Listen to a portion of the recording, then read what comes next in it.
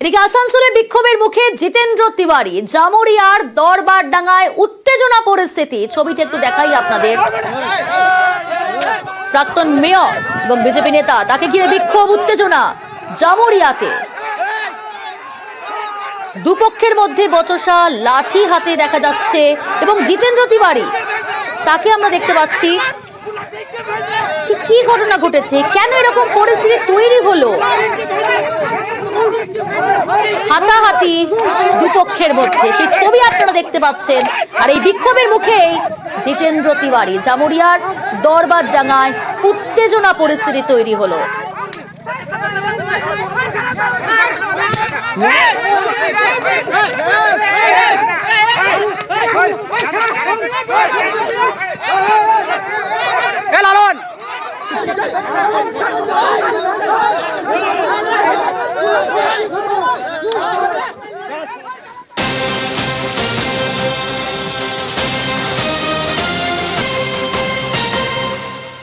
সরাসরি দীপক রয়েছে আমার সঙ্গে। দীপক, প্রথমেই জানতে চাইবো কেন এরকম উত্তেজনা পরিস্থিতি তৈরি হলো?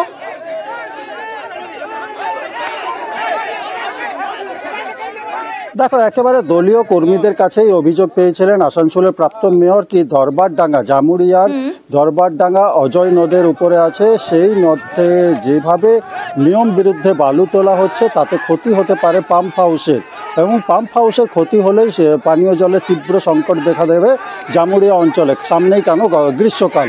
এই অভিযোগ পাওয়ার পরেই আজকে তিনি পরিদর্শনে আসেন। পরিদর্শনে এসে পরে তিনি দেখেন কি যেভাবে বালু তোলা হচ্ছে তাতেই কিন্তু পাম্প হাউসের ক্ষতি হতে পারে। তা এই নিয়েই কিন্তু স্থানীয় বাসিন্দারা তাকে প্রাক্তন মেয়রকে ঘিরে বিক্ষোভ শুরু করেন এবং গো ব্যাক স্লোগান দিতে শুরু করেন। পাল্টা বিজেপির যারা কর্মীরা উপস্থিত ছিলেন প্রাক্তন মেয়রের সঙ্গে, তাদের সঙ্গে বচসা শুরু হয়। পরে হাতাহাতির মতন পরিস্থিতি তৈরি হয়ে যায়।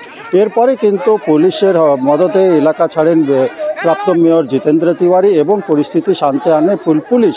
কিন্তু প্রশ্ন উঠছে কি, জামুরিয়াতে যেভাবে বালু তোলা হচ্ছে, নিয়ম বিরুদ্ধে বালু তোলা হচ্ছে, তাতেই পাম্প হাউসে ক্ষতি হয়ে গেলে শুধু জামুরিয়া না, জামুরিয়া বিধানসভা সহ আশেপাশে এলাকার তীব্র পানীয় জলের সংকট দেখা দেবে, এমনটাই আশঙ্কা করছে প্রাক্তন মেয়র জিতেন্দ্র তিওয়ারি। এবং তিনি জানাচ্ছেন কার ইন্ধনে আজকে এসে পরে বিক্ষোভ দেখাচ্ছে। যারা আজকে বিক্ষোভকারীরা ছিল তারাও কিন্তু ঠিক একইভাবে পানীয় জলের সংকটের সম্মুখীন হবে। যদিও গোটা বিষয়টি নিয়ে পরে পৌরসভাকে বিষয়টি জানাবেন এবং যেভাবে পাম্প হাউসের পাশ থেকে বালি তোলা হচ্ছে তাতে কিন্তু এই বালি তোলা পৌরসভা উদ্যোগ নিয়ে বন্ধ করা হোক, এই দাবি আজকে তিনি তুলেছেন। বেশ,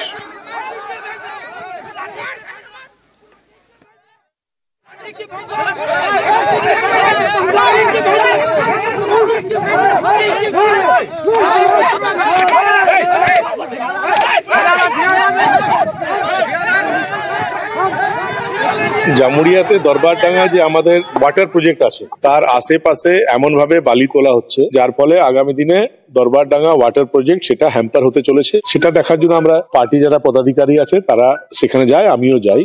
হঠাৎ যখন আমরা যাই দেখি যে 20-25 জন হুলিগ্যান্টের মতো ছেলে এসে চিৎকার চেঁচামেচি গো ব্যাক এসব করে এবং পুলিশ দুই তরফকে হাঁটিয়ে দেয়, আমাদের ছেলেদেরকেও সরিয়ে দেয়, ওদেরকে সরিয়ে দেয়। তারপর আমরা চলে এসেছি। আমি বলবো যে যাদের প্ররোচনা তারা চলছে, একদিন তারা নিশ্চয়ই নিজের ভুল বুঝতে পারবে এবং বিরোধী দল হিসাবে এটা আমাদের দায়িত্বের মধ্যে পড়ে যে এমন কোনো ক্ষতি হতে চলেছে যেটা আর রিপেয়ার করা যাবে না, তাহলে সেটা তুলে ধরা।